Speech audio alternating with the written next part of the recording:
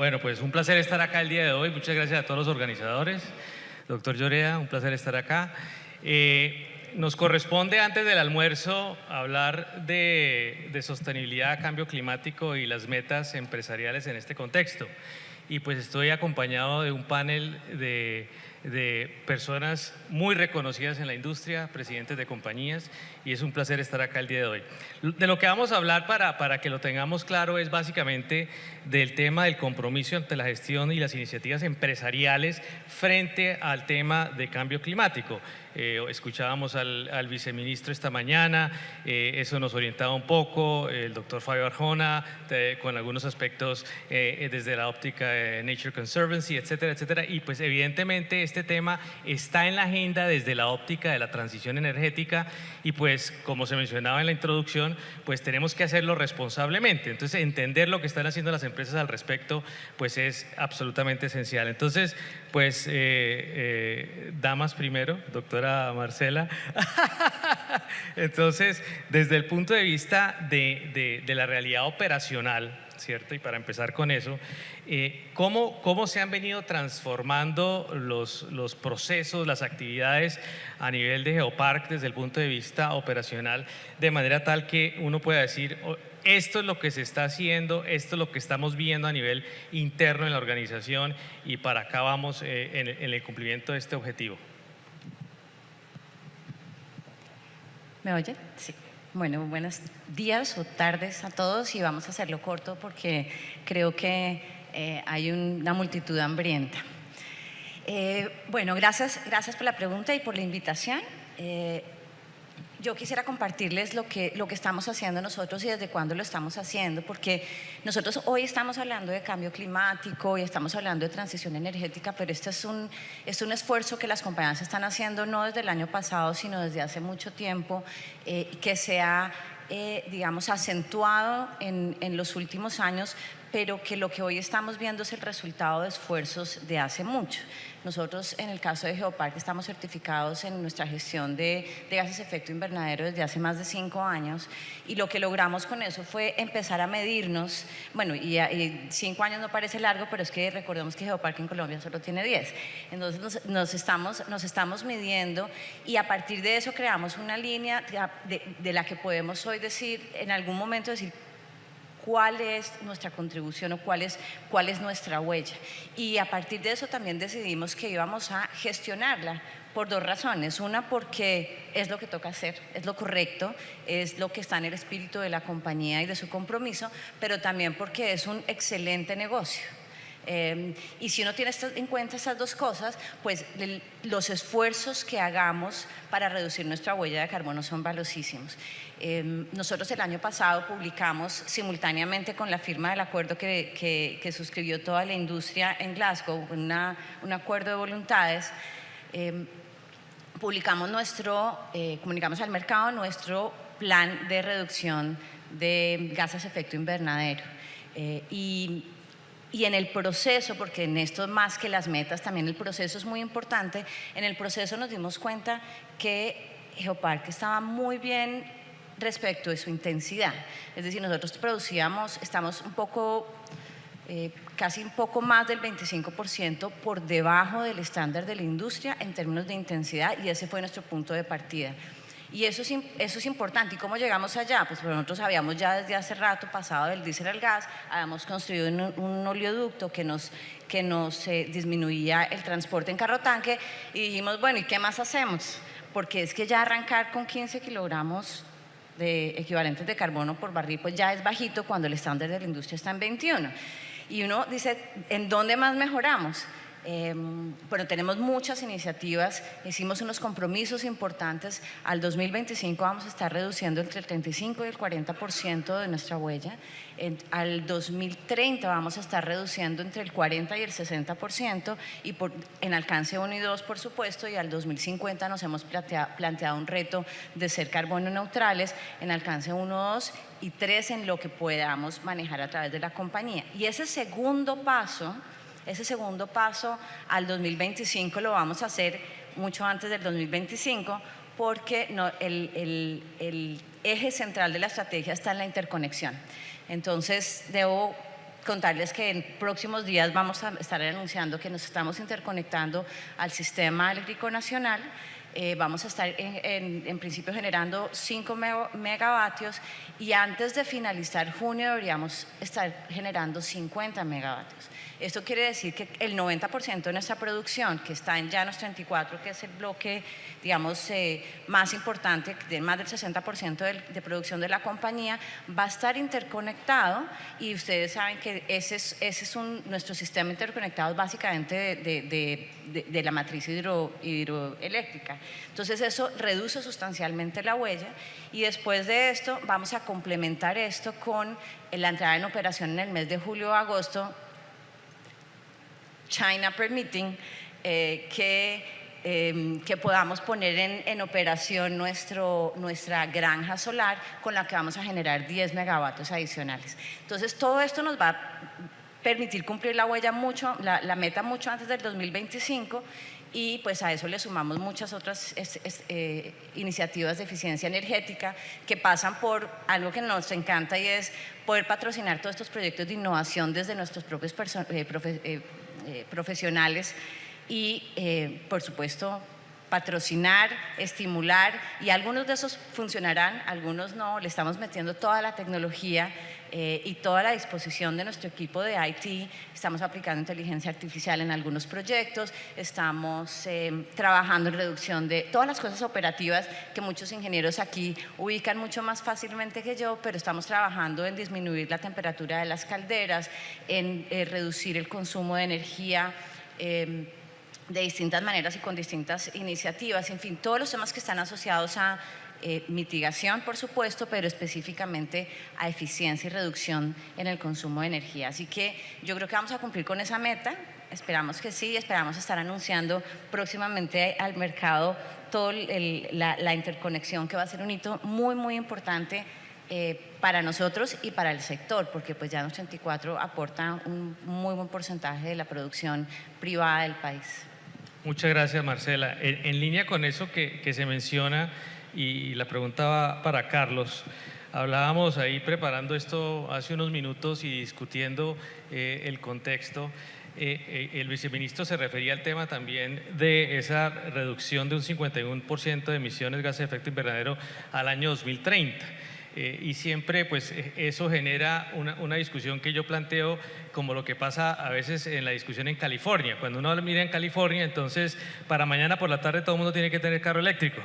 Entonces el doctor Ucros está buscando hoy carro eléctrico para moverse. Lo bueno de conocer aquí a todo el mundo es que uno puede hacer preguntas al público de esa forma. Es parte de lo que acordamos aquí que uno puede hacer para generar dinámica y estrés en el público también. Entonces, en ese contexto, Carlos, ¿cómo está mirando Schlumberger el tema desde el punto de vista de esas metas de reducción, de los procesos, de lo que está pasando en el día a día empresarial? Gracias, José Luis. Me cambiaste el formato, creo, ¿no? Pero, bueno. No, primero quería expresar el honor que siento de compartir este panel con dos grandes mujeres y con Rafael, un gran amigo también, y por estar acá en Colombia conociendo Barranquilla.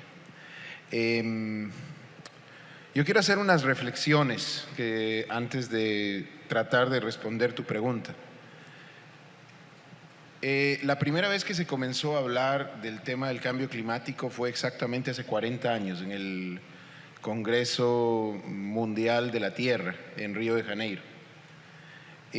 Participaron 37 países, la gran mayoría europeos en eso. ¿Y por qué? Porque los países europeos creían que ellos eran los que tenían la mayor responsabilidad sobre lo que estaba pasando, para tratar de coordinar un poco con lo que mencionabas. Pero, ¿qué ha pasado en los 40 años? Dentro de esos países europeos, yo creo que muchos se habrán dado cuenta que Alemania, por ejemplo, fue uno que tomó un liderazgo, sobre todo en temas normativos, para tratar de hacer un cambio en esa dirección. ¿Pero qué ha pasado con Alemania?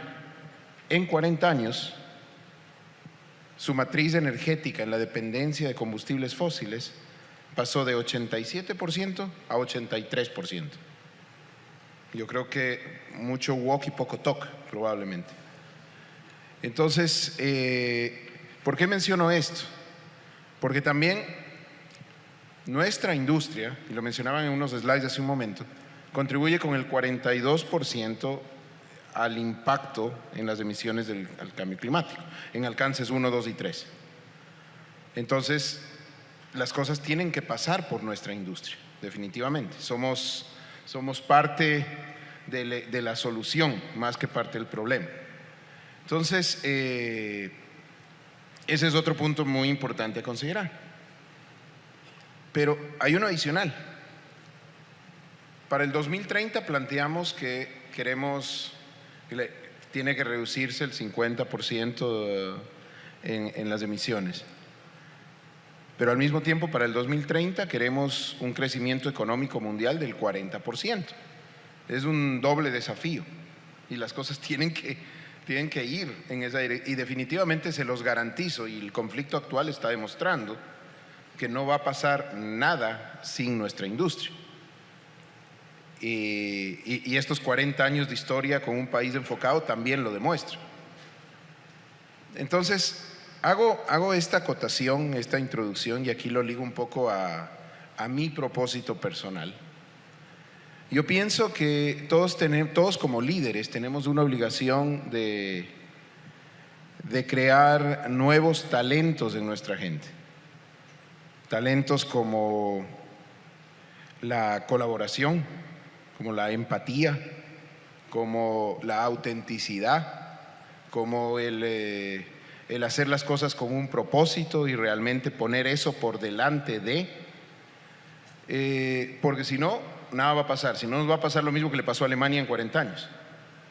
Porque si a la hora de la hora, cuando llega la hora del té, ponemos por delante los objetivos de siempre, las decisiones cortoplacistas, lo que nos dicta el mercado, lo que nos dicta la sociedad de una manera puntual en un determinado momento, y nos olvidamos de los objetivos de largo plazo, no importa qué targets nos pongamos, yo creo que va a ser imposible alcanzarlos.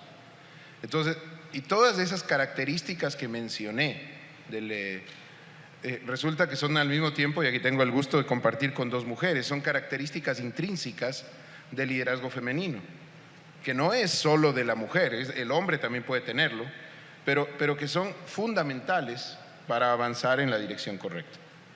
Entonces, ahora, respondiendo a tu pregunta, y cuando quiero hablar de colaboración, de empatía y todo lo demás, yo creo que pensar en que Colombia puede tomar un rol excluyente no sería el camino. Yo creo que somos parte de un planeta. Probablemente los números tienen que medirse bien. El ministro encargado mencionaba que hay trabajo todavía por hacerse en los números. Entonces, ese es un punto. Ahora paso a Schlumberger. En Schlumberger sí hemos seteado objetivos como compañía basados en una organización que se llama Scientific Based Targets, o sea, objetivos basados en la ciencia. Y nos tomó mucho tiempo llegar a eso. Definimos un baseline basado en el 2019 y tanto para alcance 1, alcance 2 y alcance 3. El mayor impacto nuestro está en alcance 3. Solamente para poner un poquito de números, alcance 1 es 1.8 millones de toneladas en el 2019, alcance 2 0.7, pero alcance 3 52 millones de toneladas. Es un número grande. El número que mencionaba aquí el ministro para el 2030 era de 350 millones. O sea, la contribución nuestra como compañía a nivel global es de 55 total, incluyendo los 52 en alcance 3. Y el alcance 3 es el alcance de nuestros productos y servicios hacia el resto de la industria. Entonces, con esos números, el objetivo que tenemos es en el año 2025 reducir 30% en alcance 1 y 2, en el año 2030 50% en alcance 1 y 2 y 30% en alcance 3, y al 2050 aspiramos a un net zero con poca compensación, con poco impacto de la compensación. Pero, de nuevo, volviendo, esos números como tales, si es que no cambian otras cosas, pueden terminar quedándose como números, ¿no? Entonces, tiene que haber un verdadero esfuerzo por trabajar en esas cosas del liderazgo que nos van a llevar a tomar las cosas en serio y avanzar en la dirección correcta. Entonces, con eso habiendo dicho, el propósito de Schlumberger es el de, como compañía tecnológica, el de crear tecnología que permite el acceso a energía con el beneficio de todos. Esa parte final de el beneficio de todos es algo que significa mucho. Entonces, y bueno, enfocados en reducir nuestras propias emisiones, crear tecnología de transición que ayude a los clientes a reducir sus emisiones y trabajar al mismo tiempo en innovación en energías limpias. 3 puntos en los que trabajaremos y bueno, traté de ser corto. Disculpe. Muy claro, Carlos, mil gracias. Y ahí, para que aquí internamente nos vayamos preparando para la segunda ronda, y es esa discusión de metas o procesos, que es un enfoque doble para que lo vayan pensando para cuando volvamos a esa segunda vuelta. Rafael, la deforestación pues obviamente es uno de los temas que se ha mencionado acá también, el tema de reforestar, una de las grandes preocupaciones del país. Hay distintos programas, Parques Nacionales está haciendo un esfuerzo grandísimo. ¿Cómo ven desde el sector, en este caso Jocol, cómo están viendo el tema de deforestación y reforestación y la contribución que hace el sector hidrocarburos a esta temática, particularmente teniendo en cuenta temas como compensaciones, se ha hablado de servicios ambientales, de la posibilidad de que el sector contribuya a esa realidad? La ACP ha estado trabajando en el tema de la obligación derivada normativamente de plantar árboles por número de empleados, etcétera. ¿Cómo están viendo eso en Jocol? Bueno, excelente, muchas gracias. Primero quiero agradecer a la ACP por esta invitación y estoy muy contento de estar acá. Primero en Barranquilla, muy buena ciudad. Y segundo, demostrando con hechos, como dice ahí, de sostenibilidad lo que hace la industria. Y tal vez un hecho que veo así evidente rápidamente es que hace como unas 3 semanas tal vez estuve en Cartagena en un congreso internacional de geología, hablando de exploración y demás, y me vi con varios colegas presidentes de compañías de exploración y producción de petróleo y gas. Aquí veo a todos, aquí sí no faltó ninguno. Entonces ese es un hecho verídico. Y para la pregunta me gustaría también una introducción un poco larga, es decir, porque yo diría que primero que todo hay que entender dónde está el problema, ¿no? y la solución saldría de identificar ese problema. Y el problema no es el petróleo, ¿no? ¿Qué es el petróleo? O el gas o el carbón. El petróleo es una sustancia orgánica que almacena energía, ¿cierto? ¿Y cómo es que la almacena? Bueno, hace mucho tiempo plantas, fitoplancton, utilizaron la energía solar y el CO2 y otros químicos para crecer, desarrollarse, ¿no? Y eso alimentó animales y toda esa materia orgánica se convirtió en petróleo y demás. Entonces, a fin de cuentas, el petróleo es una pila natural o una batería natural que almacena energía solar, ¿no? Y hoy que estamos hablando mucho de baterías solares y demás, eso es el petróleo natural, batería que almacena energía solar. ¿Y el problema dónde está? Bueno, dice, no, es que para tener acceso a esa energía hacemos la combustión, una reacción química. Y esa combustión genera CO2. Pero otra vez, el CO2 no es el problema. El CO2 es una sustancia química natural que existe en la atmósfera, también en el subsuelo. Es más, sin CO2 no habrían plantas, no habría vida como la concebimos. Entonces, ¿dónde está el problema? No, es que estamos consumiendo mucha energía aceleradamente y generando más CO2 del que puede absorber el planeta. Pero el consumo de energía pues no está mal, es decir, inclusive es uno de los objetivos de desarrollo sostenible del planeta, tener energía asequible para todas las personas. O sea que, y es directamente proporcionar el bienestar de las personas con el consumo de energía. Entonces ahí tampoco está el problema. Entonces es la absorción. Y se pueden pensar, si nosotros pudiésemos absorber todo el CO2 que genera la combustión de nuestra fuente de energía, petróleo, gas y demás, pues en la gráfica que mostró el ministro aparecería 0 efecto invernadero de la industria, 0 neto, porque se absorbería todo el CO2. Y el mejor invento que hay para absorber ese CO2 son las plantas, el fitoplancton también el mar. Y la deforestación sí va definitivamente en contra de eso, no está ayudando, está agravando el problema. Y lo otro es que la deforestación también lleva a otros problemas, ¿no? Los bosques, los páramos, donde decía también el viceministro, son los que almacenan el agua, ¿sí? Y almacenan la biodiversidad, que también queremos preservar. Entonces la respuesta correcta, fácil sí es, hay que detener la deforestación y reforestar.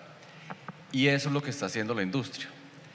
Dentro de los objetivos que puso el gobierno de reforestación, a fines del año pasado, la industria había sembrado cerca de entre 5 o 6 millones de árboles en el país, y eso es un hecho.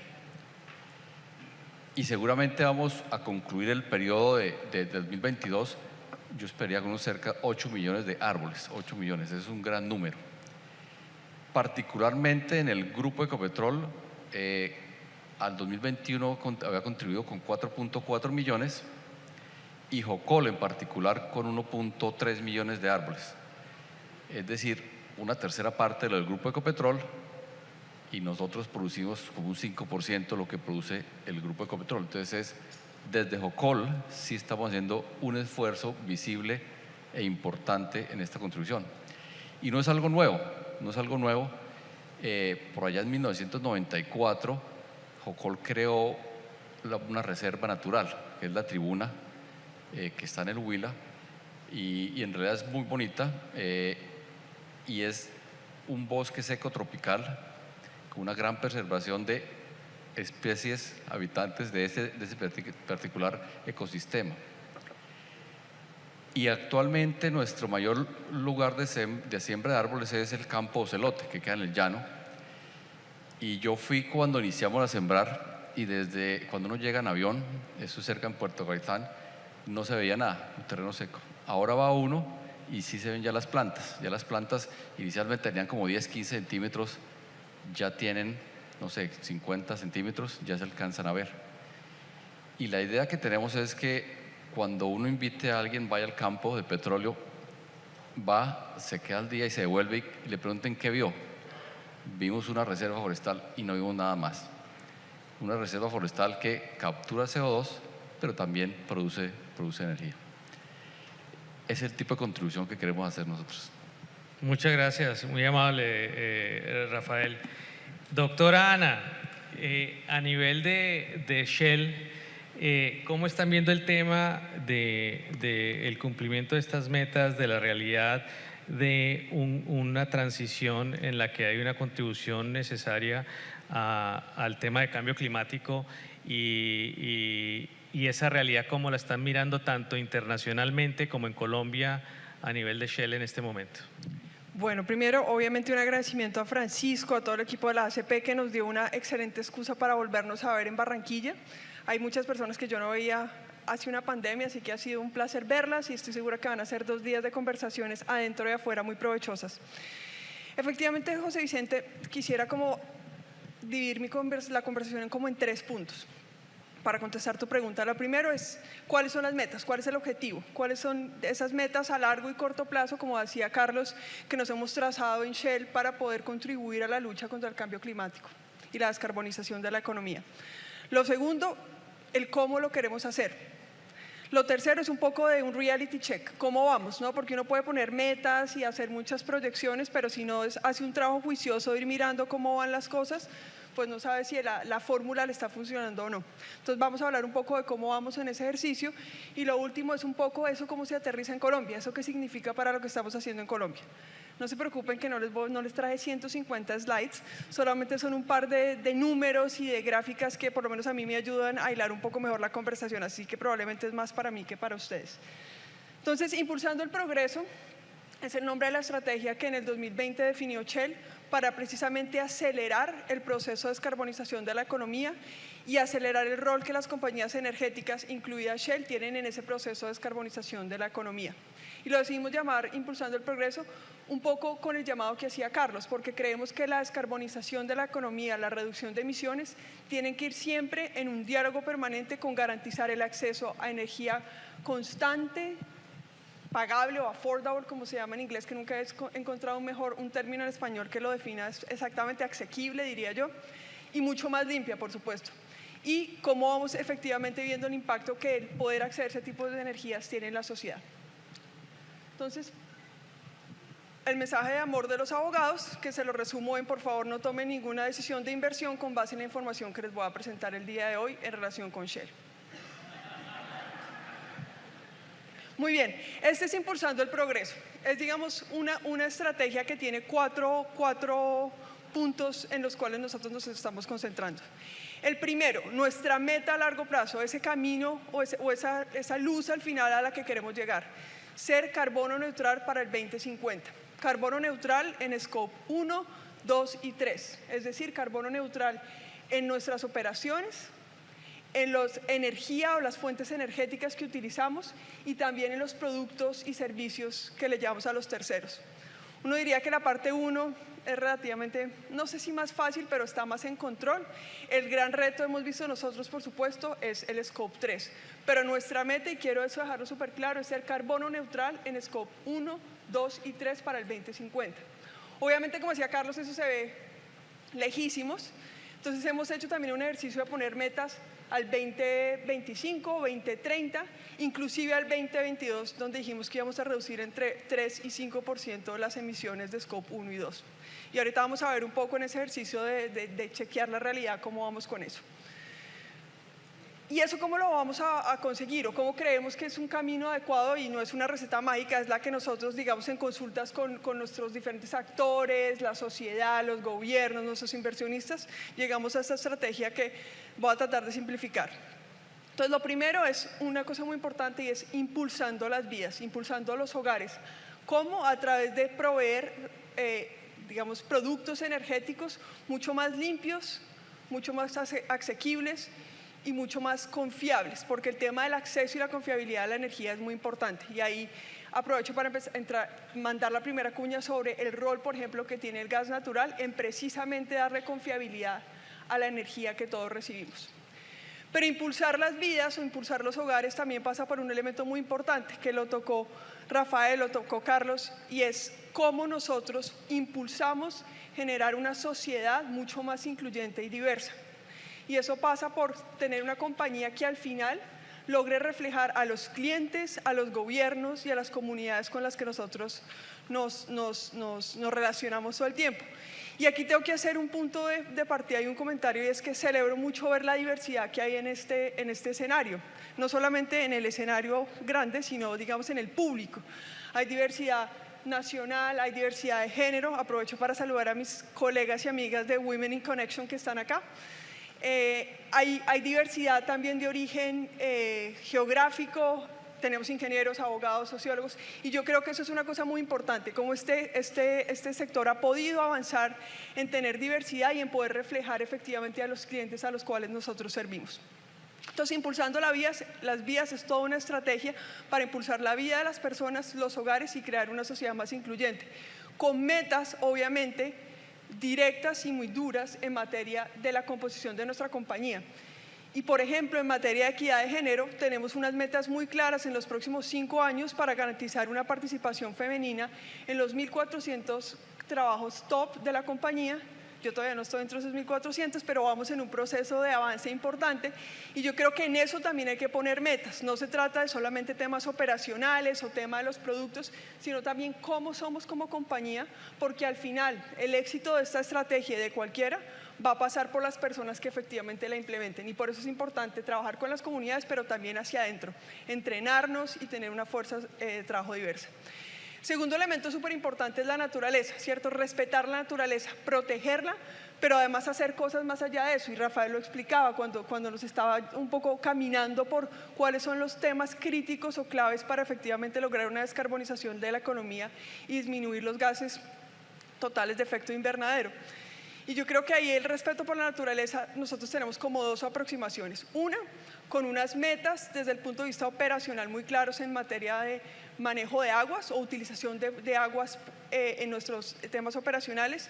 Y lo segundo también es el manejo, por ejemplo, de residuos y cómo en los productos de Shell hemos aumentado significativamente, por ejemplo, el uso de plástico reciclable. Y eso es una manera también de tener metas claras. Pero volviendo al tema del contexto y de cómo crea uno efectivamente una mentalidad en una compañía para poder moverse hacia la transición energética, una de las cosas que hemos visto es que es importante tener, claro, el entrenamiento, la sensibilización, que todos en la compañía logremos entender el propósito hacia el que vamos y los pasos que se necesitan para llegar, pero también a veces necesitamos apretarnos un poco. Entonces, en los proyectos, por ejemplo, en la evaluación de proyectos de Shell hoy, con un portafolio dinámico que tenemos, que es como lo queremos llamar, pues tuvimos que tomar algunas decisiones duras. Había proyectos que eran muy rentables económicamente, pero con un altísimo impacto en gases de efectos de invernadero. Ese tipo de proyectos, por ejemplo, nos tocó decirles adiós del portafolio de Shell. Entonces, en la evaluación de proyectos al principio, el tema de intensidad en gases de efectos de invernadero es muy importante al momento de evaluar y constituir el portafolio. Pero también a nivel personal, cuando a Carlos, que está acá acompañándome de Shell, o a mí nos evalúan al final del año y nos van a dar la remuneración del final del año, un elemento fundamental, con un peso casi del 20% del performance total, tiene que ver con el desempeño de la compañía en materia de transición energética y cambio climático. Entonces hay que poner los incentivos correctos y yo creo que eso tiene que ver con todo el tema de impulsando las vías y respetando la naturaleza. Pero pues por supuesto todo esto tiene que ir de la mano con generar valor a nuestros shareholders y poder tener un negocio que es sostenible, que es resiliente y que efectivamente va a poderse mantener e invertir hoy en las energías del futuro con un negocio que pueda efectivamente seguir contribuyendo con eso. Ya para finalizar, prometí no demorarme mucho, simplemente quiero que veamos un poco entonces cómo vamos, ¿no? Entonces, impulsando el progreso 2020, pusimos unas metas al 2050 con metas a corto plazo y hace 2 semanas lanzamos un reporte que para quien le interesa está en la página web de Shell sobre Energy Transition Report y es, veamos en números esto cómo se está viendo y cómo vamos. Y yo quisiera destacar un par de números que son bien interesantes. Con una línea de base de 2016, y eso es muy importante, hay que tener una línea de base, hay que tener unos indicadores y unos sistemas de medición creíbles, porque si no esto puede parecer washi-washi. Entonces yo creo que es importante ser muy cuidadosos en cómo nos medimos, cuál es la línea de base y quién es el tercero que puede validar esa medición. Entonces con una línea de base de 2016 hemos logrado, hace 2 semanas, al 2021 en realidad, disminuyó el 18% en emisiones de Scope 1 y 2. Y yo creo que eso es un avance importante que nos permite de nuevo acercarnos, con el comentario que hacía Carlos, en el corto plazo con una meta, pero que nos ayuda a caminar hacia la meta final, que es ser carbono neutral en el 2050 en Scope 1, 2 y 3. Scope 3, ese es el más complicado, sobre todo porque pasa también por un elemento importante y es las compañías tenemos un rol muy importante en que la tecnología, en tratar de tener fuerza laboral diversa y capaz de comprender el reto tan grande al que nos enfrentamos, pero también hay un rol muy importante que juegan los gobiernos en establecer las políticas públicas adecuadas y ahorita en la presentación que hacía Promigas, que a mí me pareció, aprovecho para decir, fascinante, había pedido que me explicaran todo el tema de hidrógeno con claridad y no lo había tenido tan claro como ahorita, pero hay un problema irregulatorio, entonces hay un esfuerzo del sector privado, pero la regulación no parece dar los caminos para hacerlo viable. Pero el tercer elemento es los consumidores, y los consumidores a veces no tenemos el mismo nivel de conciencia para tomar decisiones energéticas inteligentes, ¿no? Y había un estudio que vimos hace poco que dice que el 45% de los colombianos no están dispuestos a pagar más por una energía que sea más limpia. Entonces ahí digamos que uno dice, bueno, yo puedo hacer muchos esfuerzos, pero también hay una labor muy importante y ahí sí tenemos un rol como compañías en sensibilizar a las comunidades y en explicar de una manera clara la importancia de tomar soluciones energéticas adecuadas. Obviamente, simplemente quiero mencionar el tema de ofrecer posibilidades, el tema de más de 90.000 puntos de carga eléctrica de vehículos, incluidos los hidrogasolineras, no me acuerdo cómo se llama, pero digamos cargadores de hidrógeno, de puntos de carga eléctrica. Hemos transformado, estamos empezando a transformar la compañía, entrenamientos, diversidad en todos los temas de transición energética. Y todo eso, digamos, es un esfuerzo que estamos haciendo, probablemente no es suficiente. Y con eso simplemente termino para decir que en el caso de Colombia, la transición energética va a variar, o qué se entiende por transición energética, la rapidez o la lentitud, la aproximación, varía de país en país. En el caso de Colombia, Shell tiene una apuesta muy grande en el gas. Creemos que el gas es el combustible que le va a ayudar a apalancar la transición energética a Colombia, pero que también le va a dar seguridad energética y que va a contribuir con la mejora en la calidad de vida de los colombianos. Acuérdense que 1.2 millones de hogares todavía cocinan con leña, o sea, esto no es un tema menor y en zonas muy cercanas a donde estamos ahorita. Entonces, esa es una cosa muy importante, el rol del gas natural, y creemos que en Colombia, por ejemplo, es un país donde el gas natural tiene un rol preponderante en todo el tema de transición energética y de seguridad energética. Pero como decía, no es suficiente. Le estamos apostando también, y recibí con mucha emoción el comentario del viceministro que decía que se iban a concentrar en poder terminar la regulación de mercados de carbono. Esa es una área donde también estamos invirtiendo en Colombia, donde queremos desarrollar un negocio, y Colombia, digamos, el suelo y las características de la superficie nos ayudan a poder tener un negocio de lo que llamamos soluciones basadas en naturaleza, que básicamente es que cuando no podamos prevenir o mitigar los gases que se producen, pues podamos compensarlo a través de soluciones basadas en naturaleza, muy en línea con lo que decía Rafael y la importancia de reforestar y de utilizar la naturaleza de la mano en este proceso de lucha contra el cambio climático. Y obviamente estamos viendo otras alternativas, cómo creamos lo que llamamos nosotros soluciones energéticas integrales, donde yo puedo tener el gas, pero puedo también ver cómo juego con las soluciones basadas en naturaleza, con producción de renovables y con otro tipo de cosas. Entonces, yo creo que Colombia está en un momento muy importante. Creo que ha hecho unos compromisos a nivel mundial ambiciosos pero posibles, y creo que todos tenemos un rol muy importante, tanto como empresa privada, como reguladores o miembros del gobierno, pero también como consumidores, para tomar decisiones energéticas inteligentes, sostenibles y sobre todo en armonía con el ambiente, porque es bastante intimidante este mapa o este globo terráqueo al frente. Entonces, muchas gracias. Yo lo dejaría así, José Vicente. Muchas gracias, Ana, muy amable. En la segunda vuelta de pregunta, como mencionaba, y tal vez para todos, la idea es que de pronto comenten sobre ese tema, y es algo que se ha mencionado, no sin antes anotar una cosa bastante interesante que me parece podemos rescatar de lo que todos han dicho, y es, se decía antes esta mañana que la narrativa, nos faltaba una narrativa, y que de pronto esa narrativa no era visible. Y creo que si algo se evidencia en este momento es que claramente sí hay una narrativa, y que hay que hablar la narrativa duro para que se escuche, porque realmente a veces lo que pasa es que existe, y lo que de pronto faltaría es hablarlo más duro, porque sí se está haciendo mucho y sí se está contribuyendo de manera eficaz para ese desarrollo en la transición energética de manera muy importante. Entonces, en esa línea, 2 minutos cada uno para ir redondeando ante el almuerzo inminente, ¿cierto? Y la fatiga inminente voy a arrancar de allá, ¿cierto? La pregunta está atada a esta discusión que a veces es un poquito politically incorrect, pero que es muy importante, y es ¿cómo ven ustedes cómo compaginar el tema de las metas que nos autoimponemos como estados, ¿cierto? Y no solamente Colombia, sino todos los países, cuando nos imponemos estas metas, ¿cierto?, tan agresivas, cuando nos subimos a tratados, Escazú ahora que genera ese Mufasa en el mundo, ¿cierto? Entonces, todas esas realidades, ¿cómo vemos esas metas que nos imponemos como estados? Porque obviamente hay un tema político en esa realidad de nos vamos a subir y vamos a ser los mejores, ¿cierto?, frente a la realidad de los procesos, a la realidad de la capacidad que estamos escuchando aquí en temas forestales, en temas tecnológicos, etcétera. ¿Cómo balanceamos eso de una mejor manera para no autoahogarnos y terminar en un escenario que para mí sería terrible, y es que uno cada vez que llega a la meta no llegó a la meta, ¿cierto? Y de otra parte, pues para poder ser eficaces en la gestión empresarial desde el punto de vista de esa realidad de cambio climático. Por favor, Carlos. Gracias, José Luis.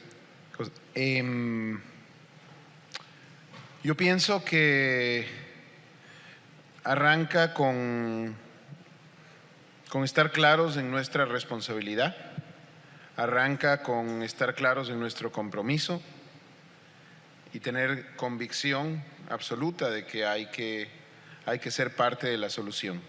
Por ahí arranca. Ahora, con eso en mente, definitivamente nuestra aspiración tiene que ser a dónde queremos llegar y después ir haciendo que las metas nos guíen, no la otra forma. No partir de la meta, sino partir en a dónde, quiénes queremos ser y a dónde queremos llegar. Yo creo que con eso en mente, y vuelvo a lo que decía al inicio, de que necesitamos, sobre todo en el medio del mundo actual, que es un mundo VUCA, ¿no? Un mundo volátil, incierto, complejo y ambiguo, donde las cosas cambian a una velocidad increíble, necesitamos unir fuerzas, necesitamos colaborar, necesitamos incentivar la creatividad en toda nuestra gente, abrir espacios de empoderamiento y de todo eso, para que caminemos en la dirección que tenemos que caminar. El problema es real, yo creo que eso no podemos ocultarlo, pero también al mismo tiempo nuestro rol en la solución también es real. Entonces hay que crear, incentivando esa creatividad, esa innovación, hay que crear nuevos procesos, hay que crear nuevas tecnologías, hay que hacer las cosas mejores, pero sabiendo que vamos a estar por algunas décadas más siendo parte integral de la economía en el planeta y en Colombia sobre todo. Muchas gracias, Carlos. Ana. Pues, José Vicente, yo volvería al punto de que creo que la transición energética es algo que varía de país en país. El cómo entenderla y el cómo aproximarla. O sea, creo que ningún país les quedaría muy difícil y a ningún ser humano se puede, digamos, quedar atrás en tener algún tipo de plan para el tema de transición energética. Y yo creo que en Colombia hay bastantes oportunidades alrededor de eso. Lo primero es, y lo mencionaba hace un rato, en tema de soluciones basadas en naturaleza. Yo creo que Colombia, más allá de utilizar ese negocio para poder suplir sus propias necesidades y llegar a la carbono neutralidad en 2050, se puede convertir en un foco y lo que llamamos nosotros un heartland, un área, digamos, importante para el mercado de bonos de carbono. Entonces yo creo que, por ejemplo, ahí hay una oportunidad importante considerando las características de biodiversidad del país. Entonces, por el lado de soluciones basadas en naturaleza, creo que, de nuevo, tenemos que ver qué rol o qué papel podemos jugar en lo que es la transición energética. Lo segundo, creo que también hay que pensar muy bien en cómo aproximar una transición energética. Y de nuevo, no creo que sea la receta mágica, pero nosotros, por ejemplo, tenemos una aproximación por sectores, ¿sí? En vez de tratar de descarbonizar todo el tiempo por geografías, es cómo priorizamos los sectores. Si hay sectores mucho más difíciles de abatir, como el sector transporte, aviación, eso requiere unas medidas y una aproximación diferente al que tiene, por ejemplo, la electrificación. Entonces yo creo que una aproximación por sectores, inclusive para Colombia, sería algo interesante, impulsando, por ejemplo, el rol del gas natural en sectores tan difíciles de abatir como el sector de transporte pesado o el sector de transporte público. Entonces eso es lo segundo que quiero decir. Y lo tercero, insisto, ¿qué podemos hacer también a nivel de Colombia para concientizar al consumidor en tomar mejores decisiones energéticas? Tanto en materia de desperdicio energético, no tengo los números, pero me los voy a conseguir porque el otro día estaba oyendo una conversación sobre la cantidad de energía que se desperdicia. Y eso es una lástima, porque eso son emisiones desperdiciadas, es trabajo desperdiciado y es energía que podría canalizarse mejor. Entonces yo creo que también ahí hay un trabajo interesante para hacer, pero creo que las metas de Colombia son ambiciosas pero posibles, y creo que lo que tenemos que hacer en Colombia es identificar dónde podemos sacar el mejor provecho para conseguir las metas de descarbonización de la economía, pero también para, como país, tener beneficios y digamos, retornos importantes en este ejercicio de transición energética. Muchas gracias, Ana, muy claro. Marcela. Yo creo que la meta de descarbonización al 2050 es una meta durísima. Es una meta, entiendo todas las razones y es un fenómeno del que nosotros no podemos marginarnos y nos corresponde realmente trabajar por ella, pero también tenemos que reconocer que este país tiene unas necesidades enormes de desarrollo, que las metas no pueden fijarse exclusivamente desde Bogotá, y que no, de alguna manera tenemos que reconocer que todavía hay unos grandes sectores del país que, como mencionaban, están todavía cocinando con leña y que requieren del gas natural, por ejemplo, o unos niveles increíbles de pobreza multidimensional que aún persisten en Colombia y que para superarlo requieren un esfuerzo enorme, no solamente de nuestro sector, sino de muchos sectores, que van a hacer muy difícil cumplir la meta. Sin embargo, la meta está, y si no nos fijamos metas, no avanzamos. Entonces, las metas retadoras nos invitan a repensarnos, y ese es un esfuerzo en donde este sector tiene mucho que aportar, porque lo está haciendo desde hace un montón de tiempo y ahora con mucha más razón por los mismos retos del entorno en el que estamos operando. Definitivamente creo que no es un reto exclusivamente nuestro. Creo que esto es un reto multisectorial y el mundo entero nos está mirando a nosotros como, ¿y ustedes qué van a hacer con la transición energética y el cambio climático? Y yo invitaría aquí a que hiciéramos las cuentas de cuánta agua usamos nosotros versus cuánta agua usa el sector agroempresarial. O sea, nosotros usamos el 1.6%, ellos usan 40 y tanto por ciento de agua. Nosotros generamos emisiones que son apenas comparables con las que y no me voy a ir aquí contra ningún otro sector porque como tú dices es políticamente incorrecto, pero pues hay muchos sectores que contribuyen y que no están haciendo el mismo esfuerzo y que deberían estar acá, porque digamos, el planeta es de todos. El planeta es de los que estamos produciendo la energía para el desarrollo y de las que lo están utilizando para generar ingresos para otros sectores. Este reto es un reto importante, es un reto donde nos tenemos que montar todos, es un reto donde tenemos que dejar de ser egoístas en el sentido de que cada uno sálvese quien pueda y haga eficiente su negocio, sin olvidar que es una transición energética que debe hacerse con muchísima equidad, teniendo en cuenta cuál es la dimensión de las emisiones que está generando Colombia. O sea, hablar de que Colombia contribuye en el 0.5% de las emisiones del mundo, no, ni siquiera, y de eso una mínima parte está aportada por el sector de hidrocarburos. O sea, hacer parte de la agenda de la reducción de emisiones cuando Colombia está produciendo menos del 1% y pretender que vamos a estrangular a una economía que está en desarrollo, que tiene enormes oportunidades y que pues claramente además está un poco aporreada después de la pandemia y aún a pesar de la reactivación que hemos visto, pues yo creo que es un poco irreal. Sin embargo, la meta está.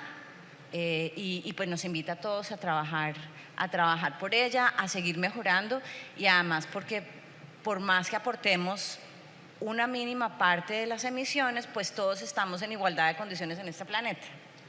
O sea, esto no se calienta por unos pedacitos más que otros, esto se calienta todo y nosotros particularmente tenemos un entorno que se podría beneficiar muchísimo de, como lo mencionaba Ana ahora, de innovación, de compensación y ojalá que otros países que producen muchas más emisiones pensaran en compensar en Colombia y de generar alternativas de reforestación y demás en entornos tan biodiversos como el nuestro.